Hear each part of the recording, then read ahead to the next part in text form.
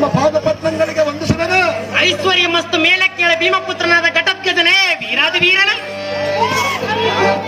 ಆಗೋ ಘಟೋತ್ಕಜನೆ, ಹಾಗಾದ್ರೆ ಹೇಳುವನು ಕೇಳೋ. ಹೋದರ ಮಾವನದ ಕೃಷ್ಣ ಅದಿಯನ್ನು ಚೆನ್ನಾಗಿ ಹೇಳು.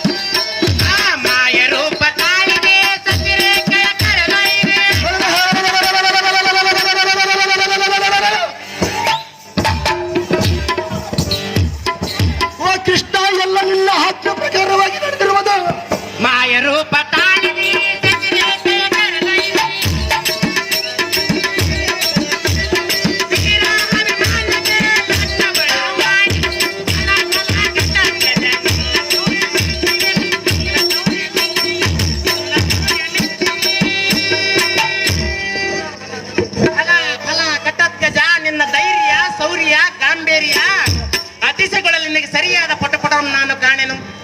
ಅಹೋ ಇಡಪಿ ಪುತ್ರ, ಶಶಿರೇಖೆಗೂ ಅಭಿಮಾನ್ಯವು ಇಬ್ಬರಿಗೆ ವಿವಾಹ ಮಾಡಲು ಮುಹೂರ್ತವು ಸಮೀಪಿಸಿರುವುದು.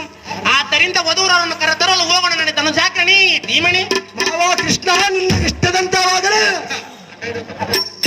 ಅಹೋ ಅಳಿಯನಾದ ಅಭಿಮಾನ್ಯನೇ ವೀರ ಘಟೋತ್ಕಜನೇ, ಹಾಗಾದ್ರೆ ಹೇಳುವನು ಕೇಳಿ. ಸೋದರ ಮಾವನದ ಕೃಷ್ಣ ಅತಿಯನ್ನು ಚೆನ್ನಾಗಿ ಹೇಳು.